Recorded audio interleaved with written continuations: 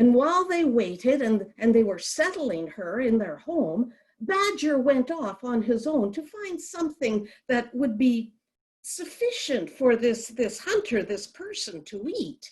Now, Badger, being a digger, found wonderful root vegetables in the forest, especially new wild carrots.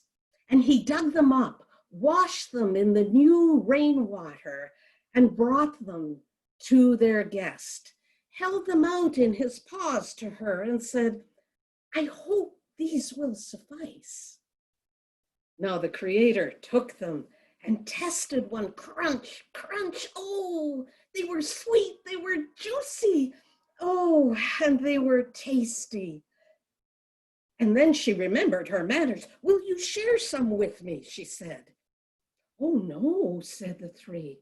"We wouldn't think of it. Your need is greater than ours." And so she finished the carrots and thanked them and said, "These were lovely, but I am actually still a little hungry." "No problem," said the fox. And off the fox went. Now the fox goes through bushes and brambles, and the fox went into the forest, into the bushes and brambles, and when he returned, he had a nest that he had filled with red, juicy berries, bright red berries, still with the dew on them. The Creator saw them and said, "Oh, will you join me?" "Oh, no," said the three. "Your need is greater than ours."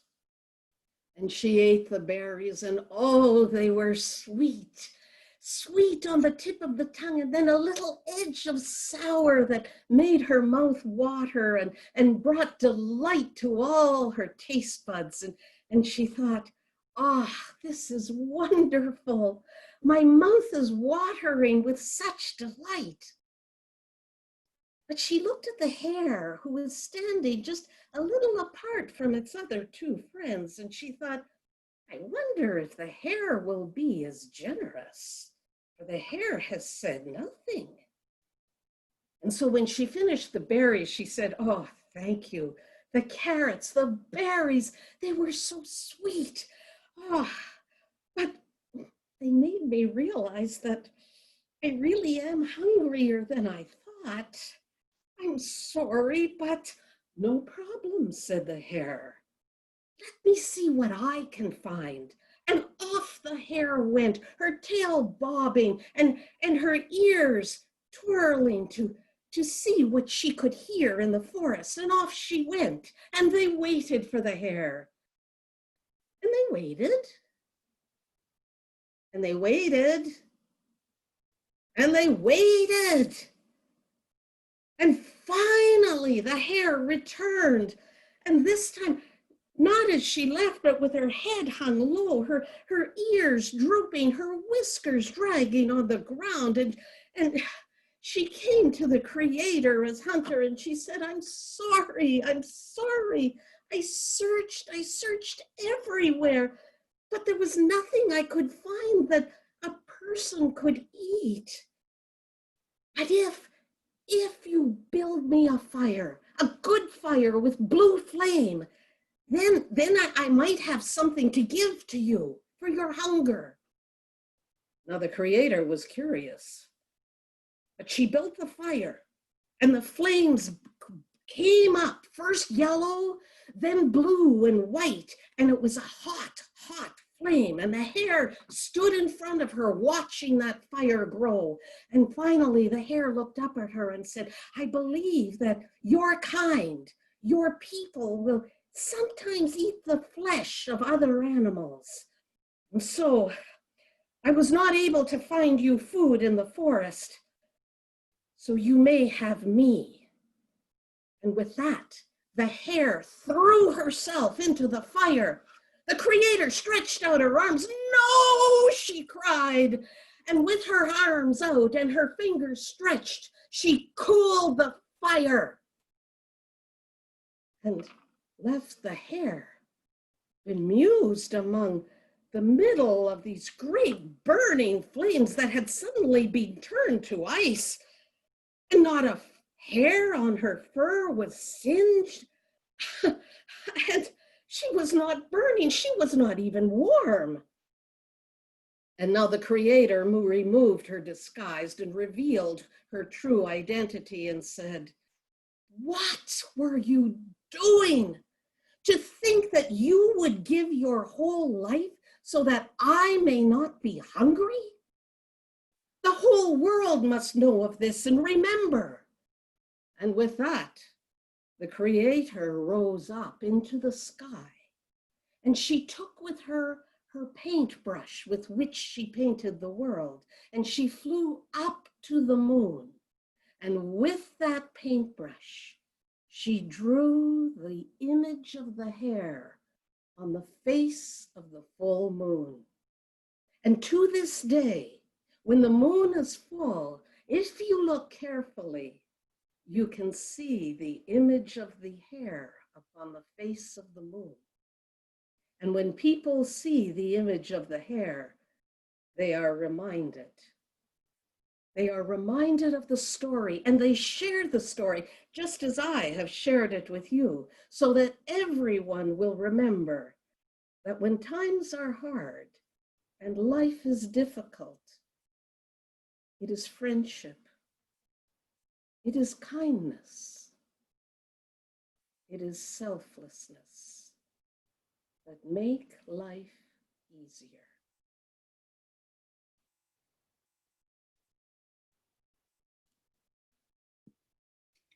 Thank you, Jean. Thanks. Thank you for the privilege. Much appreciated. Now, storytellers, remember to mute your mics when you finish. And now we'll go to Pam Farrow.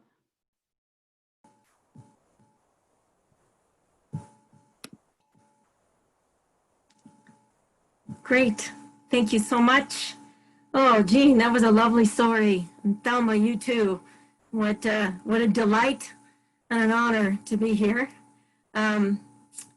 Yeah, I have kind of a new story to share tonight, one that I recently discovered that I really like. Long ago, there was a king who received a gift from a neighboring monarch. It was the gift of 2 peregrine falcons, beautiful birds and the swiftest known to humankind. So he gave the 2 peregrine falcons over to his falconer to have them acclimatized and trained. And sometime later, he went out to the falconry to watch the new birds fly. And one took off, and it swooped past him and soared high and dove fast to catch its prey. It was thrilling. It was beautiful. But the second falcon just sat on its branch in the tree that was there. And the falconer said, "Oh, Your Highness, I'm sorry, but nothing I can do seems to work. That falcon has not left that branch since the day it arrived." Well, this king didn't know what to think or really what to do, so he consulted with all of the wise men and the sorcerers and healers of the kingdom, and they suggested and tried one thing after another, and still that falcon stayed on the branch. The king would go out, and the first one would come and swoop by and soar high and dive to catch its prey. But the second one stayed right there. Well, none of the wise people he had consulted with had come up with a solution, so he spread out the word to all the members of his court. Would anyone have any kind of an idea of what might help get this bird off its branch? And one idea after another was tried, and still nothing changed. Well, thought the king, perhaps I need someone who lives closer to nature who has some wisdom for me here. So he sent out word to all the farmers and peasants of the land, and one day a farmer showed up to the court, bowed humbly, and said, "I may have the answer to your problem, Your Highness." So he was sent off to the falconry. And the next day, the king went out. And there that first falcon, it swooped by. Yes, and it soared high, and oh, it dove to catch its prey. It was thrilling. And suddenly, another body swooped by him, and he saw the spread of the wings, and the second falcon was flying as well. Both of them had spread their wings and were soaring beautifully and thrillingly through the air, and it was a beauty to behold. "Bring the miracle worker to me," said the king, and the farmer was brought, and the king asked him, "What is it that you've done?" And the farmer said, "Well, Your Highness, it really was fairly simple. I simply took an axe and cut off the branch that the bird was sitting on, and it flew." So here we are in a whole new world where several branches have been cut off beneath us. We can't meet together, but boy, are we flying. In fact, we're zooming around. I'm glad we can be here. Enjoy the rest of the festival gathering. Thank you. Oh, that was great. I'm going to have to remember to be that bird. That was wonderful. Thank you, Pam. Next up on my list, I have Michelle Walton.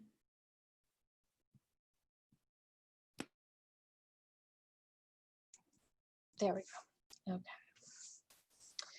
So I was asked to tell a part of my testimony for a church service coming up. I'm going to be filming this on Monday. So it's a little bit of testimony followed by a psalm. So I think I have it down to just under 8 minutes, but I'll be looking at you when I get close, just to make sure, Suzanne. So.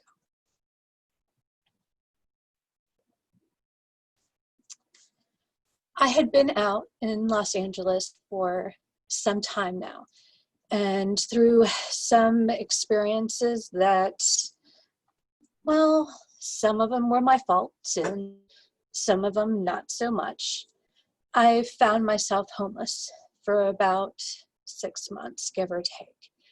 At one point in time during that period, I needed something to eat, and I didn't know where that was going to come from. So I decided to do something that I knew I shouldn't do, that I had never done before in any remote way, even come close, and that would get me a lot of money.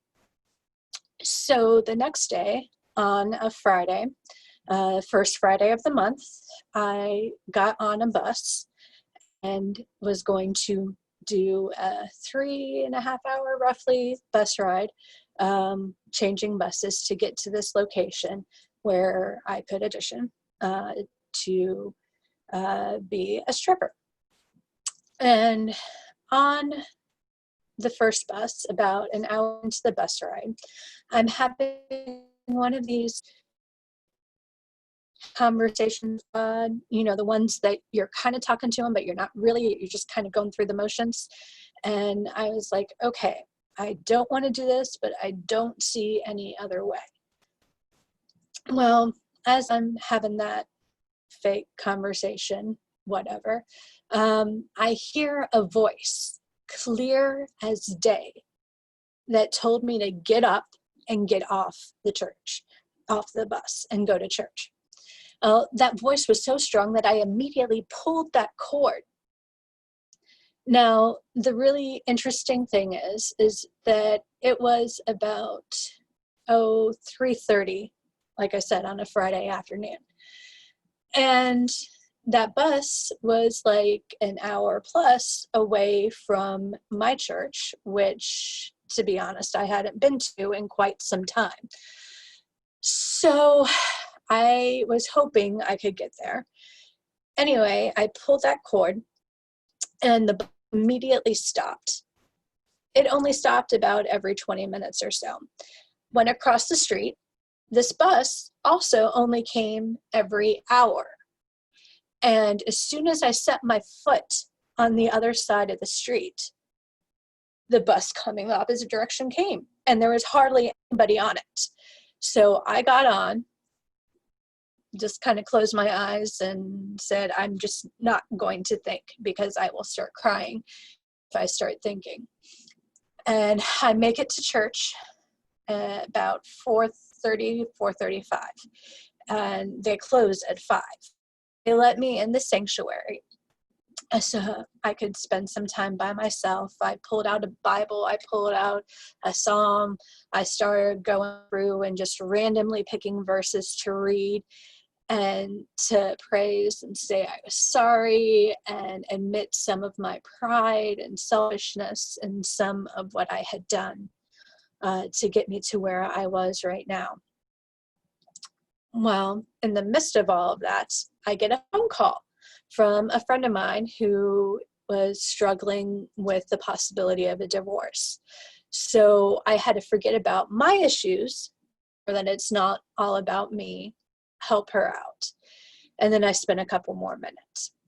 Well, the next day, or 2 days later, I showed up to church for the first time in quite some time. And I'm a Methodist, and in the Methodist church, we typically do communion on that first Sunday of the month. So as the elements were being passed, this particular church had ushers pass out the elements to everyone in the pews, and then we partook together. As they're being passed out, the choir director started singing Amazing Grace a cappella. And I lost it.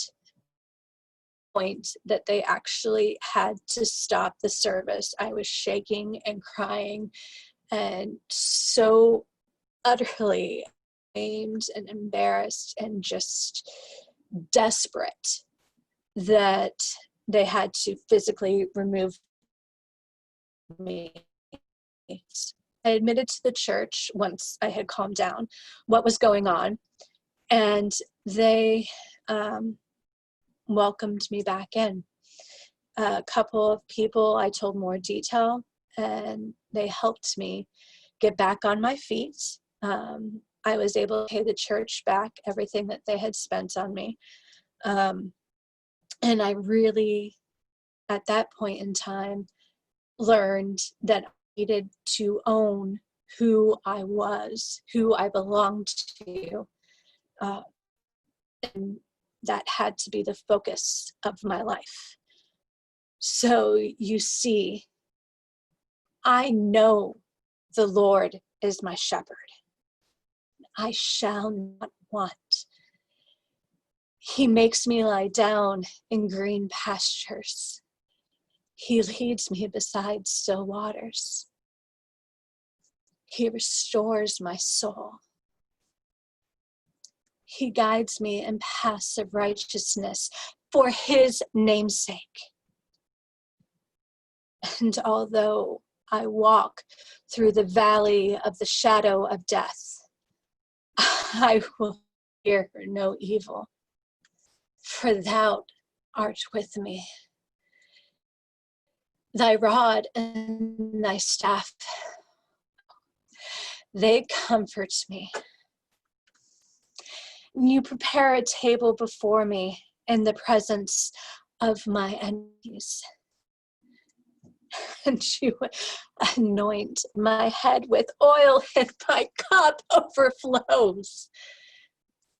Surely goodness and mercy shall follow me all the days of my life, and I shall dwell in the house of the Lord forever. Amen.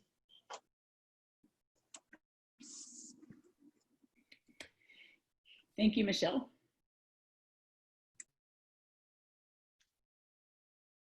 Tom, did you want to say something? You unmuted your mic. Oops, you muted it back. Okay.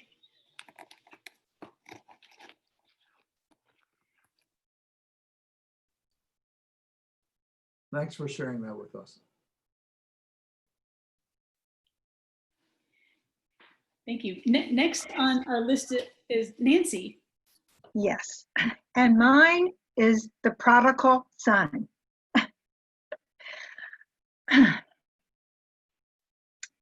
And he said, a man had 2 sons.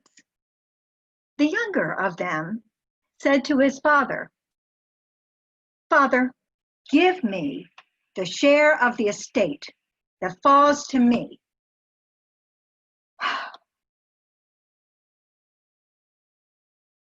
And so he divided his wealth between them.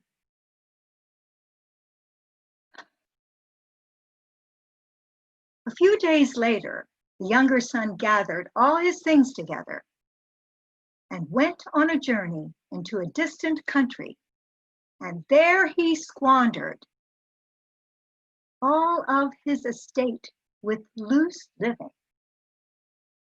When he had spent everything, a severe famine occurred in that country, and he began to be impoverished. So he went and hired himself out to one of the citizens of that country, and he sent him into his fields to feed swine. And he would have gladly filled his stomach with the pods that the swine were eating. But no one was giving anything to him. But when he came to his senses, he said, how many of my father's hired men have more than enough bread? But I am dying here of hunger. I will get up and go to my father and will say to him, Father, I have sinned against heaven and in your sight. I am no longer worthy to be called your son. Make me as one of your hired men. So he got up and came to his father. But while he was still a long way off, his father saw him and felt compassion for him and ran and embraced him and kissed him. But his son said to him, Father, I have sinned against heaven and in your sight. I am no longer worthy to be called your son. But the father said to his servants, quickly, get me the best robe and put it on him, and find a ring and put it on his hand, and put sandals on his feet, and bring the fattened calf, kill it, and let us eat and celebrate. For this son of mine was dead, but is now alive again.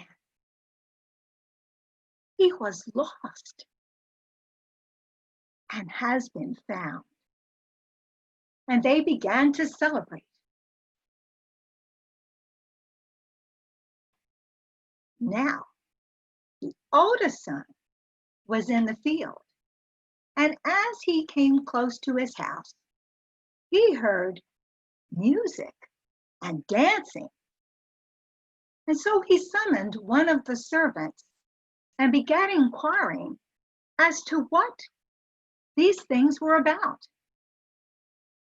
And he said to him, "Your brother has come, and your father has killed the fattened calf, because he has received him back safe and sound."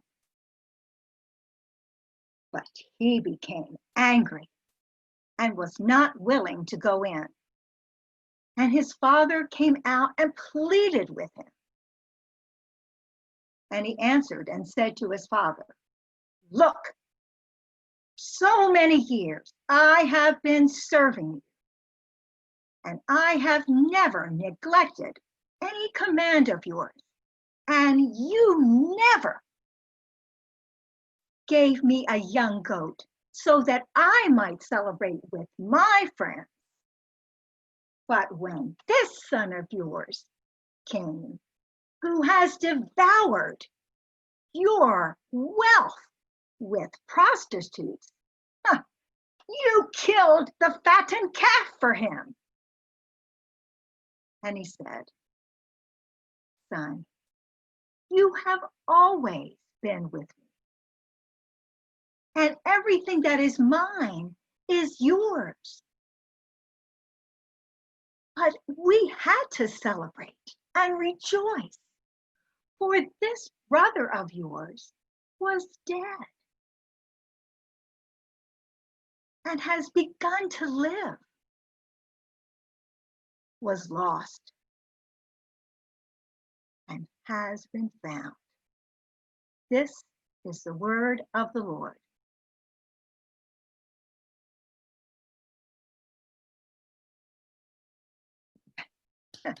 Thank goodness. Thank you.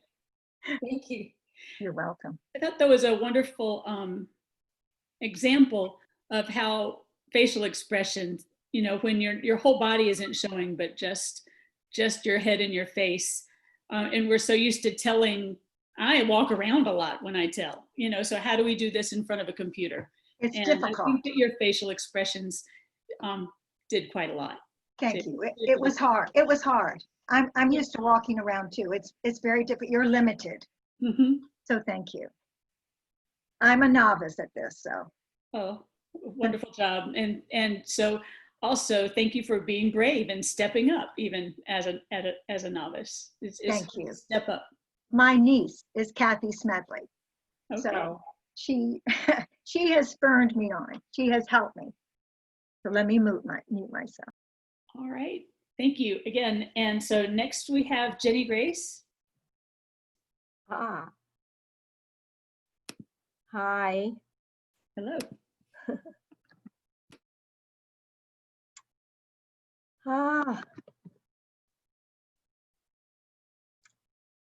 Imagine that you're living in a tiny German town in 1633 when news comes that the bubonic plague is racing through Europe, leaving millions dead and cities decimated. Knowing that your village is in the path of this destruction, and that some of your friends and neighbors have already become sick, what would you do? Who would you go to for help to avoid this deadly epidemic? Well, the people of the small Bavarian village in Germany once faced such a horror because a man traveling back to his hometown, which was there for Christmas, had accidentally brought the plague with him. The man died, and the plague just spread throughout the entire village. But these citizens, they knew where to turn for help, and the entire community prayed to God and asked God for protection. And the residents made a sacred pledge that if their town was spared obliteration by the plague, they would give thanks by reenacting every 10 years what is known as the Passion Play, which is the suffering, death, and resurrection of Jesus Christ. And so they did. And eventually it would take 5 to 8 hours to perform this. Now, after the vow was made, no one in that town succumbed to the plague. And in 1634, during the Pentecost, the residents honored their promise with the first reenactment of the Passion of Christ in a small parish church. Only residents who have lived there 20 years or more, basically you had to be born there, were actually allowed to play a role in the play. Now, they're not, they're ordinary people, they're not actors, and they devote an entire year to rehearse and prepare for this extraordinary performance. And in the spring of each year, the men stop shaving and cutting their hair so that they will look more authentic as they portray these biblical characters.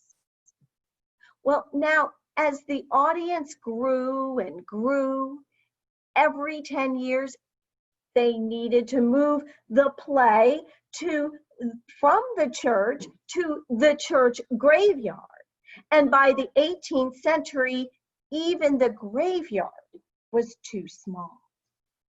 So then they had to move to a nearby field, building a new stage for each performance. And toward the end of the 19th century, a permanent open-air theater was constructed, accommodating more than 5,000 people. All this success has lasted because a small group of people prayed to God for help. They made a vow and kept the promise.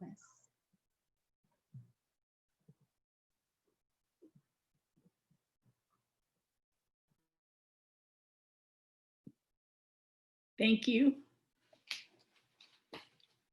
That was a fun bit of story I haven't heard before. Oh, and I think we have something else fun coming up too. Rima?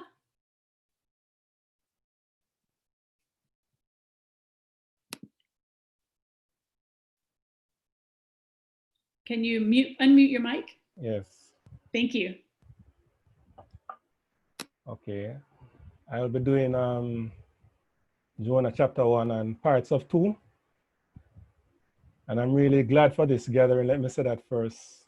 I mean, it's like hearing you guys telling and listening to you guys telling stories.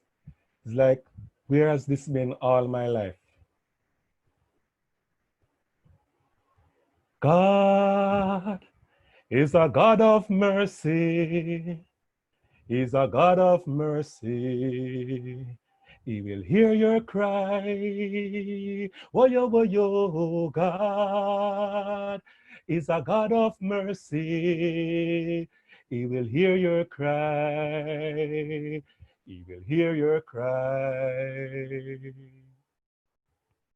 So now, Jonah, Amittai boy picnic, was a man who get word message from God regular for other people. So him get this word from the Lord, we say, go on down at the big town Nineveh and tell them, say me say, them are gone with too much wickedness. But Jonah make up his mind, say he not do that. Instead, he might go at Tashi the next way. So, him go down a Joppa, find one boat where I got Tashi, PM fear, and go down in the boat to go to Tarshish to get away from God. The Lord not do nothing more than send a hell of a piece of breeze upon the sea. And the storm will cause shake up the boat so much it nearly mash up.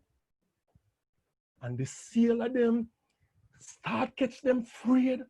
And the whole of them start bawl out to the God where them serve for help and deliverance.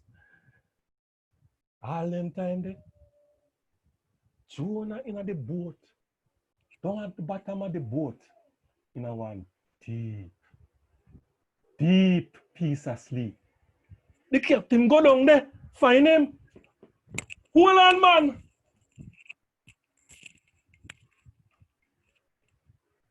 Hold on, man. How you mean for down here so asleep? In all of them sitting in a wagon. Get up and bawl out to the God where you serve. He might have take pity upon we and not make we dead. The sailor man them say, no, this is serious. We have to find out who caused that problem here. So them draw a straw and Jonah get the short one. So everybody turn on for them and start throwing question. Where you come from? What country you come from? What language you talk? Which God you serve? Jonah say, me, I want Hebrew. And me serve the Lord, the one who be who him be, and do whatever him want to do. Him are the God who rule in heaven, and him make the sea and the land too. The sailor them catch them afraid and say, oh, how you mean? We do sin like that. Yeah. Kind of tell them, say, him a running from God. So them say, and anyway, do tell me, what we fi do to make things all right? So Jonah say, listen, me know say, and me are the problem. So here what I do, throw me in the sea and everything will all right for you. But the sailor them never want to do that. Instead them say, come make we row the boat ashore, row the boat ashore, we don't want to kill no one. Hey, row the boat ashore, row the boat ashore, we don't want to kill this man. But the harder them row, the sea does get worse and worse and worse and worse. And them say, we not get nowhere with this, yeah. So them start to talk to the Lord now and say, the Lord, we beg you, not all we responsible for that man you're dead. Because Lord, you are do what you want.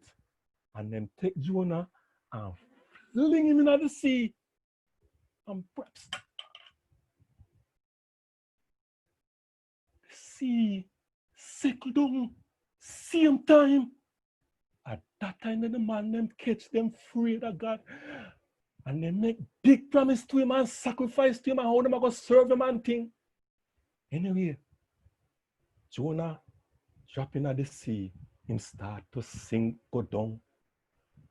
But the Lord, they done line up a big fish. And the fish just and swallow Jonah. And Jonah down in the belly, bottom of the fish, man. And him bawl out to God. Because first him feel like him a go drown. Then him feel like him a go down on the deep part of the sea. Him feel like him gone on the place where the dead people them there. Him in a one prison where him can't get out of. And him bawl out to God. 3 days, 3 nights him down there and bawl out to God. God, I'm sorry. I will serve you. I want to see you in your temple when we left this life. And the Lord hear Jonah cry. And he must give orders to the fish. And the fish vomit him out on the dry land. God is a God of mercy. He is a God of mercy. He will hear your cry. Oh, yo, God is a God of mercy.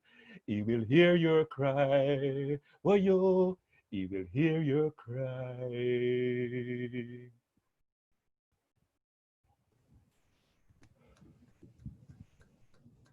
Thank you so much for bringing that to us. That was wonderful. That was wonderful. Thank you.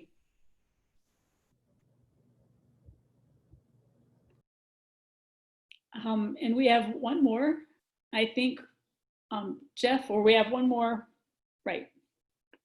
Jeff. I have to follow that. Yes. You might hear elements of Nancy's story and Pam's in this. And I suppose as a genre, it's where does the story start and where do some stories conclude? Have you ever had one of those days when all the things that you'd worked for, prayed for, hoped for, all just came together in one moment? Well, it happened one day in the life and ministry of Jesus. Now, he'd set himself resolutely to go to Jerusalem to take on all the powers of this world. And on his way, all sorts of things happened. Talking to people, having meals with people, preaching and teaching. But there were some things that happened that just had us amazed. He said to us on one occasion that if you had faith just the size of a mustard seed, you could ask this mountain to be cast into the sea or uproot this tree. Faith the size of a mustard seed. One day he was preaching and all these children came running towards him. We were trying to shoo them away because Jesus had important things to say. But Jesus said to us, no. Let them come. Let them come. In fact, if you don't welcome the kingdom of God like these little children, well, you may not get in. On one of these times when we're at a meal, all these people were clamoring for the best seat. And Jesus said, no. If you exalt yourself, you'll be humbled. But if you humble yourself, if you take the narrow gate, then you'll be exalted. He told a story of how one day a man had lost a sheep and he left all the others behind, all 99 of them, and went to search for it. And how a woman had lost a coin, swept the whole house clean until she'd found it. And of how one day a father had lost a son and how he searched for it and longed for it and for the day that son, that prodigal son, would come home. Of lepers, unclean people just coming to him and would just have mercy on me, found themselves healed. But what really staggered us was one day when a rich man came to Jesus and said, Jesus, what must I do to inherit eternal life? And Jesus said, obey all the commandments. And he said, but I already do. And you know what? Jesus didn't correct him or contradict him. He said, but if you'd like to be perfect, go and sell everything and come follow me. Well, he was downcast because he was so rich. And this is what floored us. Jesus turned to us and said, how hard it is for the rich to get into the kingdom of heaven. You know what? It's actually easier for a camel to walk through the eye of a needle than it is for a rich person to get into the kingdom of heaven. And that's when it happened. When all those things that Jesus had been longing for, praying for, working so hard for, all came together in the most unlikely place and with the most unlikely of persons. We'd reached Jericho, and Jesus was walking through Jericho on his way to Jerusalem. Now in Jericho, there was a man named Zacchaeus. He was very rich. My friends, did you know that in Hebrew the name Zacchaeus means pure one, clean one? Well, Zacchaeus didn't get wealthy by being clean or pure, but he wanted to see Jesus. But there was such a crowd there, and because Zacchaeus was so short, well, he couldn't see. And actually, I think the people were elbowing to the side. It's Zacchaeus. But Zacchaeus knew which way Jesus would be going. And so he ran ahead, and actually this created quite a stir. He ran ahead and climbed a sycamore tree because he knew that Jesus would have to walk past the tree. And there he was, up on a branch. And Jesus walked by, and he stopped. And he looked up at Zacchaeus. Zacchaeus, come on down. Come on, hurry, hurry. I want to stay at your house today and to be your guest. Quick as a flash, Zacchaeus was down out of that tree. But and he received Jesus so joyfully. But when everyone else in the town saw what was happening, they began to murmur to one another, he's going to talk with a sinner. He's going to eat with Zacchaeus and accept his hospitality. But Zacchaeus stood his ground. And he said to Jesus, Sir, I'm going to give half of what I own to the poor. And if I've cheated anybody of anything, I will give them 4 times the amount. And a smile filled Jesus' face, and he began to rejoice. Today, salvation has come to the house of a tax collector, because Zacchaeus, he too is the son of Abraham. And after all, isn't that the mission of the Son of Man? To go out and seek out those sheep, those prodigals who are lost. My friends, that's the story of how one day a big little man found faith the size of a mustard seed, just enough to climb a tree and go out on a limb and manage to catch a glimpse of the kingdom of God. That's the story of how one day a big, important man in town got in touch with his inner child and remembered how to climb trees that, like the blind man, could see a little bit better. That's the story of how one day a man humbled himself and went through the narrow gate to find the kingdom. And that's the story of how one day the Son of Man stopped to seek out a prodigal who had been lost and found him in clear view up a tree. And friends, that's the day, that's the story of how one day a camel called Zacchaeus walked through the eye of a needle. And that's the story of how one day the Son of Man, who ate with sinners, rejoiced, and a tear of joy came to his eye. Peace be with you.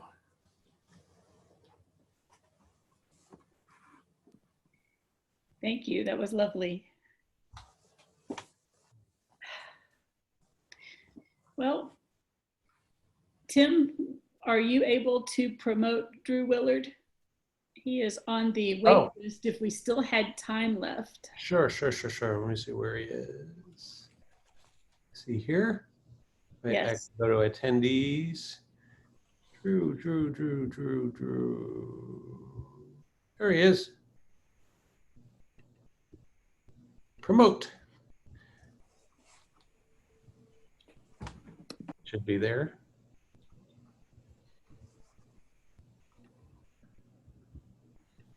Let's see. I promoted him. What power. There he is. Okay, unmute your mic and turn on your camera.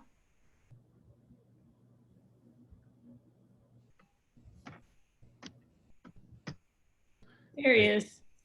There we go. Oh, hey. Hi, Suzanne. I remember This will be our last story for tonight, I think. Very, very good. This is Jonah's prayer.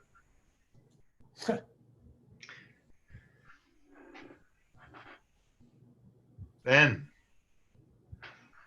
the one who is God spoke to a huge fish, sending it to swallow up Jonah. And Jonah was in the belly of the fish for 3 days. So Jonah prayed from the belly of the fish. I cried out because of my suffering, and the one who is God answered me. Out of the bowels of desolation I cried, and you heard my voice. Though you cast me into the depths of the sea, where the waters flood around me and the billowing waves roll above me, though my soul was engulfed by the waters and the depths closing around me, though seaweed wrapped around my head to drag me down to the roots of the mountains, where the earth has closed like the bars of a prison gate forever, yet you brought me up from the pit to life. O one who is my God.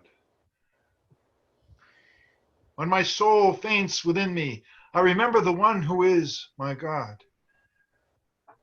You to whom my prayers have gone up in your holy temple. Those who busy themselves with worthless idols, with the voice of thanksgiving I will make amends to you, as I have promised. For the salvation I will surely receive from the one who is my God, I will make good.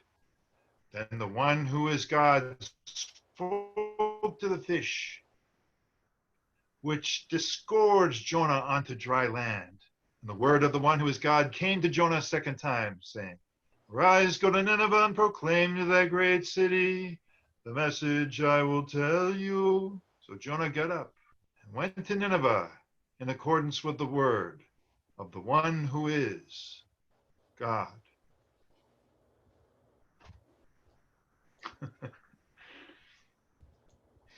Thank you.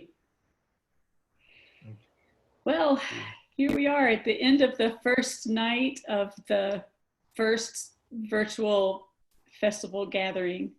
And I thank you all for being here. And I'm sure all of the attendees, thank you all for offering your stories and, coming from different stories from different parts of the world and different parts of your life. And we hope to see you again next time. We do have Lighting the Fire coming up in August, the third Thursday of August. And the sign up for that is already up online. It's the same link you used to sign up for this one. You just go to the one that has that date on it, and it's up. And so you can sign up to tell a story on that night as well if you would like. And so I hate to even say goodnight because I've enjoyed seeing everyone's faces and hearing everyone's stories. And I guess we'll see you tomorrow morning.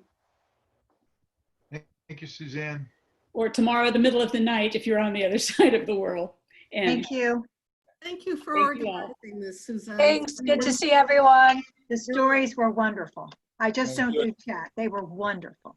Yes. See you Thank at 1 a.m. tomorrow. What? And everyone get home safe.